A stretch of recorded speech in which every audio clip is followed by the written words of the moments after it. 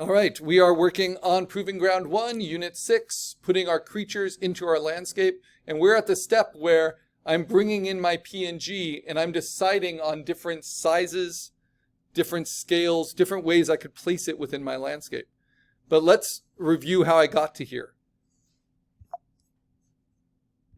So I am going to save this and close it and then pretend like I'm starting it all over. Okay, so the first thing is, in the directions, we need to find our clean-edged PNG creature from assignment 2, which has no background. You will find that, if you've organized yourself, in your assignment 2 folder. It's the one you turned in for assignment 2 last class. What I want you to do is to hold down Option and drag it to your desktop. And you'll see that green plus sign. That means that it's not going to move it. If I don't hold down Option, it would move it. It would take it out of my folder, right? Now it's gone from there and put it onto the desktop. But if I hold down Option, it will duplicate it onto my desktop. So now it exists in 2 places. We're going to take that, we're going to put it into our assignment 1 fantasy landscape. But we don't want the online file for that. We want the PSD. We want the multi-layered file. So it's the green one. And same thing, hold down Option, drag it to the desktop. This is important because you don't want to be editing assignment 1 to do Proving Ground 1. Because then you will lose assignment 1. Does that make sense? So this is one form of non-destructive editing, is to make a duplicate before you make changes.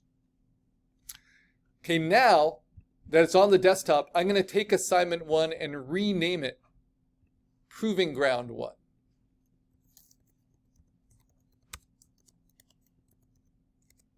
And you can rename by double-clicking on the title or by clicking on the file and then hitting Return. Now that it's a different name, it will not get mistaken for assignment 1 and it will not overwrite assignment 1. Then I go to my master folder and I create a folder by right-clicking New Folder. This is how you'll organize your files, right? Everything that's yours should be in your master folder.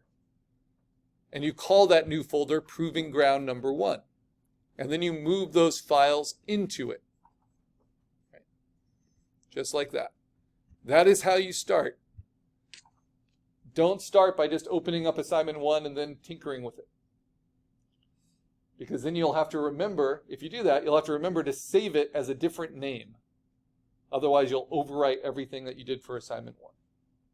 All right, so now that we're in that, let me go ahead and open up my Proving Ground number 1. And the first thing you want to do is make sense of your layers. Right? So I have my creature layer on top. It's cleanly cut out. I did that by dragging and dropping the PNG onto it. And I can do that as many times as I want. And as long as I just drag and drop it in, it's going to be what's called a smart object. If you remember that from our first exercises. So if I try to erase from it, it's going to say you can't until you rasterize it. And I do not want to rasterize it until I know that it's the size and place that I want in my setting. So I'm going to try it a few times, right? So maybe I want it like this. Maybe I want it like that. Maybe I want it in the extreme foreground, just coming up, or I'll make another duplicate. Let's see. Command J. If you duplicate a smart object, you get a smart object, right? Unless you duplicate just a small section of it. And now I'm going to hit Command T, and I'm going to make it even bigger. And kind of push it into the extreme foreground, right? It's getting close to the lens. That's an option I have. And I figure out, well, where does that look best? Like taking graduation photos at the Pearl. I have to figure out the right angle on the background.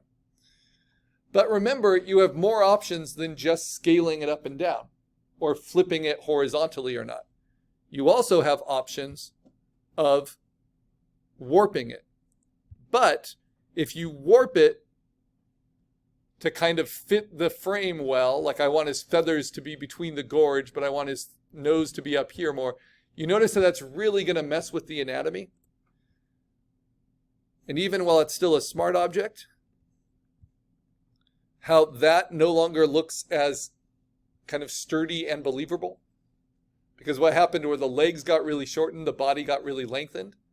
It doesn't look as believable as that, which I worked with my anatomy. So warp is not the right solution for getting a different pose. Instead, we're going to learn this tool.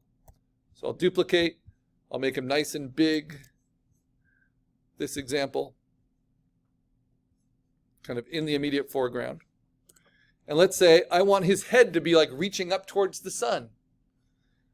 So instead of warp, we're going to use what's called puppet warp, which is under edit.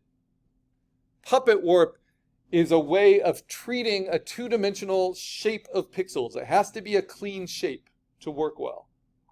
So it has to be cleanly cut out, but it treats it like it's a 3D model. So when you hit puppet warp, instead of giving you just the 9 square grid to kind of push and pull like it's silly putty, it builds a polygon wireframe, a triangular polygon wireframe over your creature's pixels. Now this takes some practice. You'll want to pay attention to this if you've never used puppet warp. On this wireframe, you have to pin where you want to be able to move it. So this is, bless you, this is unlike rolling out cookie dough or stretching silly putty like warp is. This is like pinning an insect to a collection board, right? So if I collect butterflies, it could be morbid, right? You pin it through the thorax, you pin it through the body so that the wings have this nice angle to them. And so as the wind flutters, like the wings flutter a little bit, right? So you pin where you don't want it to move. So I want to pin it at the neck. This is why you have to understand your anatomy. I want to pin it at the hips. And if I do that, I want to pin it at the feet. I don't want those feet to move. And then I can pin the nose, and then I can move it just at the nose. And everything else gets pinned, right? Now I can do it somewhat. If I do it too much, it starts to look really weird, right? But this is a way I can use the anatomy that I drew. So I can push back on the neck and then lift the head up a little bit. And it will look very believable for that creature. I could also pin at, let's say, the knee here and move that joint. And then move the knee back a little bit from the hip. So I can make its feet match this setting, if it's not already. I don't have a wing that's out from the body. So I don't have the option with this character design to make the wing posed differently. I would have to composite in a new wing that had a silhouette. That's why silhouette is so important. Because the wing overlaps the body, I can't make that wing kind of flap out, right? That doesn't work. And you can do Command Z, to undo these steps. But then when you hit return, just like regular warp, you'll see it's still a smart object, but now it has a puppet warp feature, right? Which is bending those polygons. And you can decide which way you want to pose it. So this is very helpful, especially if you're doing multiples of your creature, right? Whoops, didn't want to undo all that. So now I can shrink it down. So I can say Command T, but because I've added what is called a smart filter, which is the puppet warp, I have to rasterize it before I can do other things. So before we do things like puppet warp to pose it, you want to figure out what the full size is of your creature. Because as soon as I right click and say rasterize, now that pose is permanent. And you can always do it with a duplicate. But as long as I make it smaller, not bigger, now that it's not a smart object anymore, it should preserve that pixel definition. So I'm going to now make this guy smaller. And maybe I'll fit him onto the bridge in the background, because this is the Aesop's fables about crossing the bridge, the goats on the bridge, or whatever it was. But there's also a fable about the dodo. There's also a fable about a porcupine. So this is just kind of playing with all that. So I can shrink him a ton, put him on the bridge, which is a very different lighting condition, right? So understanding your data. So I've got a few different options here. I'll push this guy. So I got the guy on the bridge. But this guy, I want him to be like Godzilla, right? So these are both what I would think is kind of believable size, but we're talking about fantasy too. And so on the bridge, that's a little too big. Like that would be more believable size of a dodo on the bridge.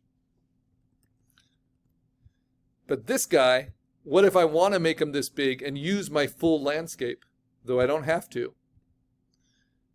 How would I set him into the middle ground? Because right now he's in the foreground. And if I put him into the middle ground, he'll be even bigger. Well, I can just move that layer down through my landscape layers. And now he's behind those trees. Does that make sense? So now he's as big as these like big rocks. He's like 400 feet tall. What if I want to make him 4,000 feet tall? Well, I push him into the background. And now he's like Galactus, a celestial being coming from the far horizon. These are all options we have, right? The other option we have is, what if I just really, really like the composition of my creature on the bridge? Well, the problem is, if I turn off my other creatures, I just keep the guy on the bridge, then obviously, let me get rid of Godzilla too, just turning him off. Then obviously he's not taking up 25% of this composition. This is the Where's Waldo kind of scenario. But if I really like how he looks on that bridge, what can I do? I can zoom in, zoom in, zoom in, zoom in. Then I can use my guides. Let's make them at least 25%. And I can say, but what if I cropped my creature scape to be just this? Right? So do it with your guides, and then you can use your crop tool. But you'll see that this shrinks it so much that we lose all kind of clarity.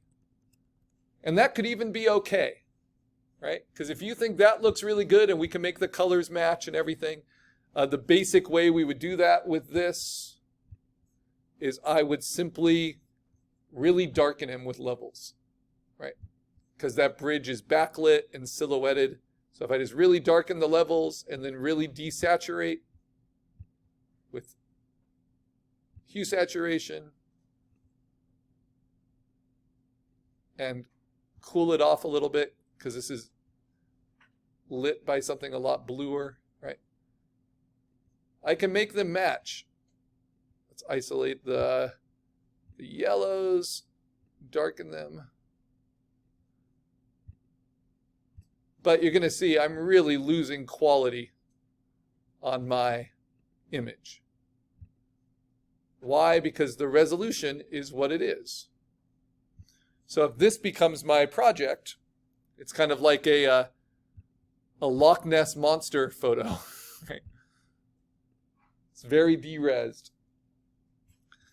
If I look at my image and my image size after cropping, at print resolution, at 300 pixels per inch, the size I could print it at is 1/2 inch by 1/2 inch. So I just made a postage stamp, right? Does that make sense? So if I view that at 100%, or if I view it where the pixels fit at 100%, which would be view 100%, that's what it would look like to my eye, right? And that's not the most interesting. Because what I did is I took all